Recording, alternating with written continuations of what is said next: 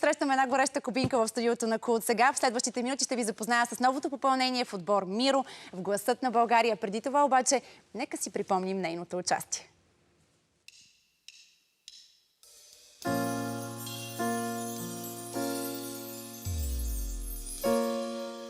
Pourquoi je vis, pourquoi je meurs, pourquoi je ris, pourquoi je pleure. Voici le SOS d'un terrien en détresse. Jugez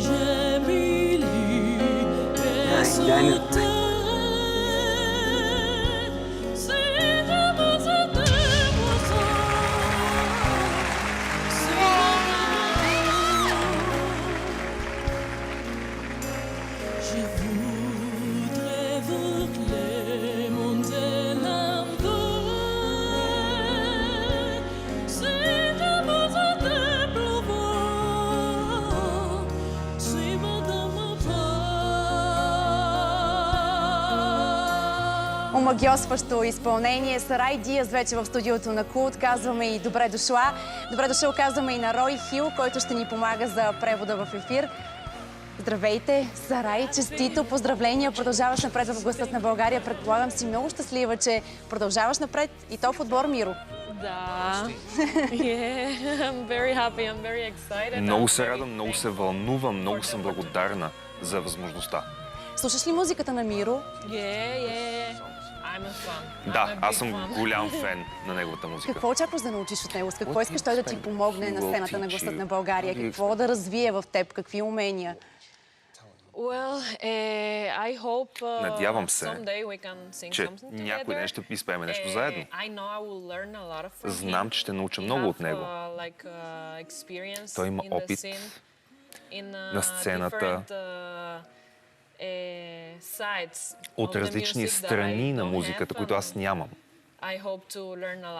И се надявам да науча много от него. От визитката ти разбрахме, че си оперна певица, актриса, модел. Предполагам, че изобщо не си се притеснявала на сцената на Гласът на България, защото не за първи път се качваш на голяма сцена. На най-различни сцени по света, доколкото разбирам, си била. Разкажи ми малко повече. Била съм на големи сцени, наистина. Но не е същото. Наистина нямам думи да опиша. И когато бях там на прослушването, но да го видя по телевизията е тотално различно нещо. Емоционално и то много по-различно и е страхотно. Защо реши да се запишеш в Гласът на България и какво очакваш да ти се случи след шоуто? Надявам се българските хора да ме видят, да ме разпознаят, да ме обикнат, колкото аз ви обичам вас, да ме приемат като една от вас. Може би е прекалено претенциозно, но аз обичам България. Имам малко момченце българин, мъжа ми е българин. Аз вече се чувствам българка. Аз съм сигурна, че вече и зрителите на BTV са те заобичали след това страхотно изпълнение на сцената. Разкажи ми всъщност как ти се озова в България. От колко време си тук? О, това е дълга история. Имаме време да я чуем. Да кажем, беше съдба. Учителя ми по оперна музика Алево Касас, той беше основен солист в театъра в Куба и той учеше в Пловдив при Сирма Иванова? Сирма Иванова, да. Преди много години. И преди 10 години отидох в училище, той беше мой учител.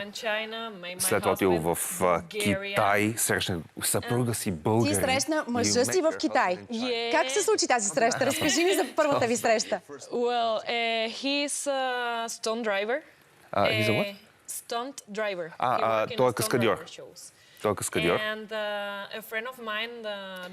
И един мой приятел танцор ме покани да гледаме неговото шоу и там се запознахме. Аз говоря английски, не много кубинци го правят. Излязохме, започнахме да се запознахме, бяхме гаджета с 7 години и сега вече сме жени и имаме дете. И така любовта те доведе тук в България и сега живеете в Димитровград, нали така? Да. We have our apartment in Димитровград. Да, имаме апартамент в Димитровград, но сега сме на село Прибаба. Здрасти на всички там! Как се чувстваш ти в България? Харесват ли ти хората тук? Защото вие, кубинците, сте много, много страстни, много горещи, много весели, топли хора. Такива ли са българите? До този момент мога да кажа, че всички българи, с които съм се срещал, са такива. Те са... Аз съм част от семейството. Много са топли, много са дружелюбни.